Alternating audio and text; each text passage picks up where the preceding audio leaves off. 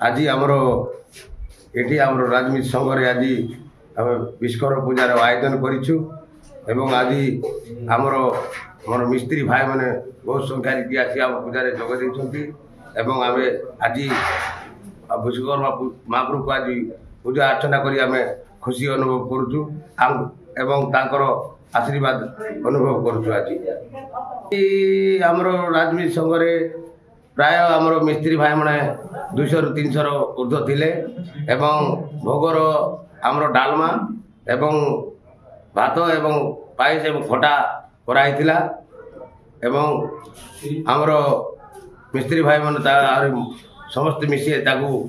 प्रसाद seven करी आमे ताके खुशी अनुभव करी ताके विदाय नेले से मु विश्वकर्मा राजमिस्त्री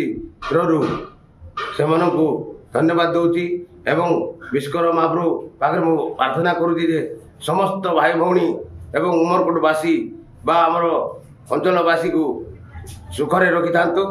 एवं मोर मिस्त्री भाई मन को ताकर परिवार को सुखमय करिवे बोली मु अनुरोध करुँची। विश्वकर्मा राजमिस्त्री महासंघ तरफ उमरकोट अंचल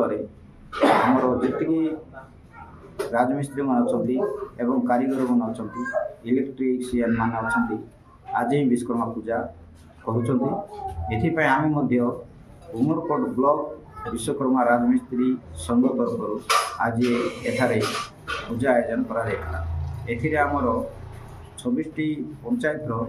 प्राय पंचायत सभापति संपादक कोषाध्यक्ष एवं अन्य कर्मकर्ता मान उपस्थित थे आठी आमर 26टी पंचायत ऑर्गेनाइजेशन चलती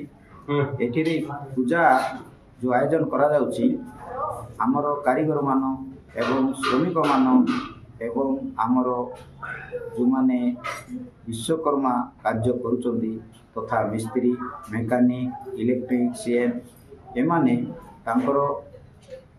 देह सुस्थ रहू एवं तांकर सुपरिवार आनंदमय जीवन यापन कटू बोली भगवान पाखे आज प्रार्थना जनाऊँ ता संग संग विश्वर नर नारी कीट पतंग प्रत्येक प्राणी शांति रहंतु एवं आमर विश्व शस्य श्यामल परिपूर्ण हो बोली आम भगवान विश्वकर्मा को आज प्रार्थना जनाइछु। ता संग संगे आमर जो माने कर्मकर्ता मान अच्छा विश्वकर्मा राजमिस्त्री संघरे जो सदस्य मान अच्छा देह मध्य सुस्थ रहू तांकर परिवार सुस्थ रहू एवं तांकर पितामाता सुस्थ रहू एवं देशर नागरिक मानकर देह सुस्थ रहू बोली आज भगवान पाखे प्रार्थना जनाऊँ एवं आम सुस्थ जीवन यापन बिताइबू बोली भगवान विश्वकर्मा पाखे प्रार्थना जनाई आज कार्यक्रम समापन करिछु।